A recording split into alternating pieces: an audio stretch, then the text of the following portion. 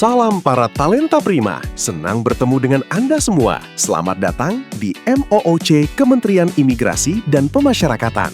Kali ini, kita akan bersama-sama mempelajari modul perencanaan strategis dan tata kelola organisasi.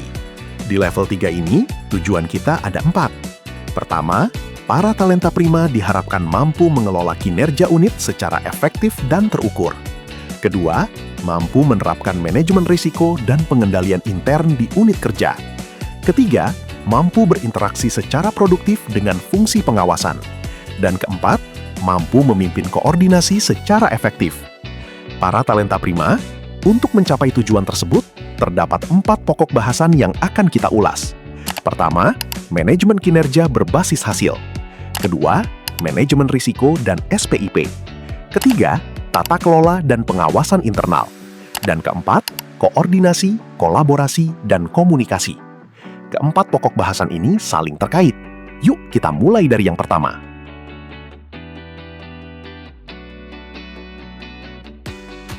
Kita mulai dari fondasi manajemen kinerja, menetapkan target yang tepat.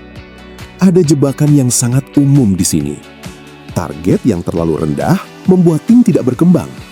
Namun, target yang tidak realistis bisa membuat tim demotivasi dan menyerah. Yang kita butuhkan adalah target yang ambisius tapi masih bisa dicapai.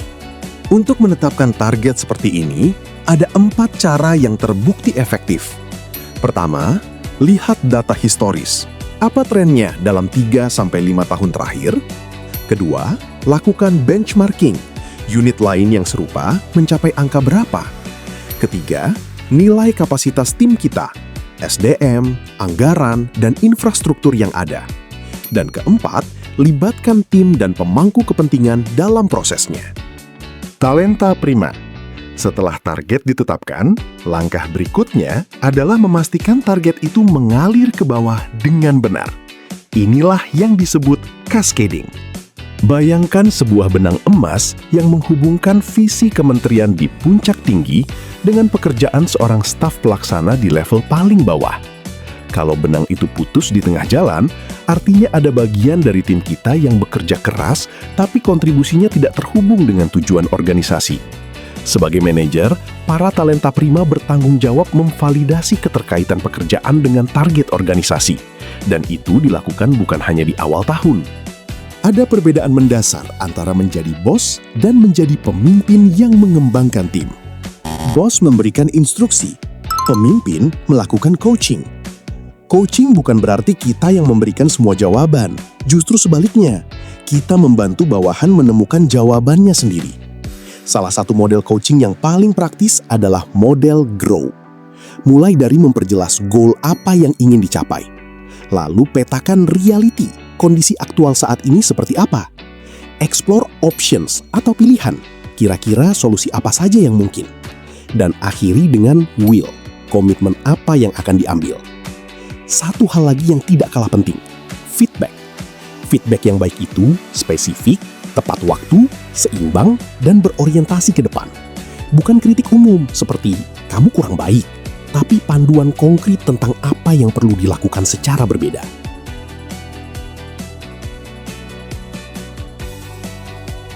Talenta prima. Manajemen risiko dan pengendalian intern bukan sekedar kewajiban regulasi. Ini adalah sistem yang melindungi kita dan organisasi dari kegagalan yang seharusnya bisa dicegah. SPIP terdiri dari 5 komponen yang harus berjalan bersama. Yang pertama dan paling fundamental, lingkungan pengendalian. Ini adalah fondasi dari segalanya. Komitmen pimpinan pada integritas dan etika. Kalau fondasi ini lemah, 4 komponen di atasnya tidak akan berdiri. Di atasnya ada penilaian risiko, kegiatan pengendalian, informasi dan komunikasi, dan di puncaknya pemantauan yang memastikan semua komponen terus berfungsi. Sekarang, kita lihat bagaimana manajemen risiko dijalankan di tingkat unit kerja. Prosesnya ada 4 tahap yang berputar terus-menerus. Pertama, identifikasi. Apa saja yang bisa mengganggu pencapaian target unit kita? Kedua, analisis. Seberapa besar kemungkinan terjadi dan seberapa besar dampaknya? Ketiga, evaluasi. Bandingkan dengan batas toleransi organisasi. mana yang sudah melampaui batas dan harus segera ditangani. Dan keempat, respons. Ada 4 pilihan. Hindari risiko, kurangi kemungkinan atau dampaknya, transfer ke pihak lain, atau terima. Di Kemenimipas, contoh risiko yang perlu dipetakan misalnya, kegagalan standar prosedur imigrasi yang berisiko tinggi, keterlambatan input data warga binaan yang berisiko menengah, atau minor error administrasi yang masih bisa diterima. Petakan semua ini dalam register risiko dan perbarui minimal setiap semester.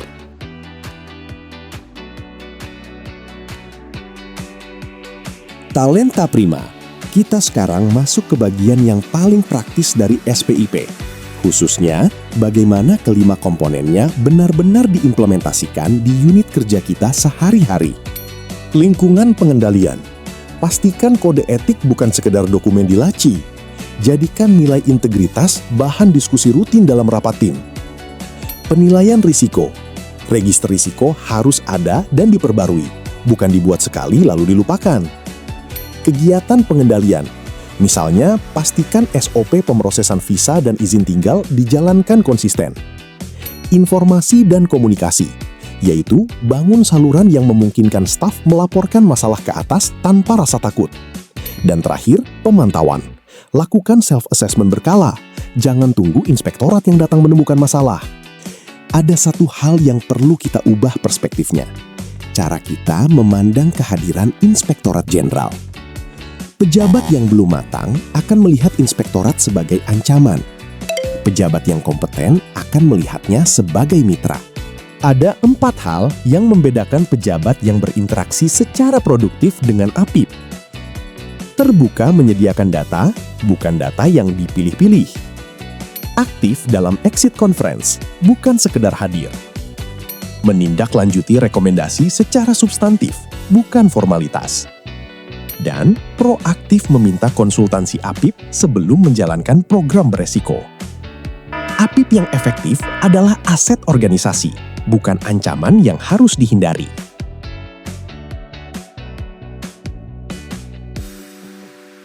Salah satu kompetensi yang paling menentukan keberhasilan seorang manajer adalah kemampuan berkoordinasi ke segala arah. Koordinasi vertikal ke atas.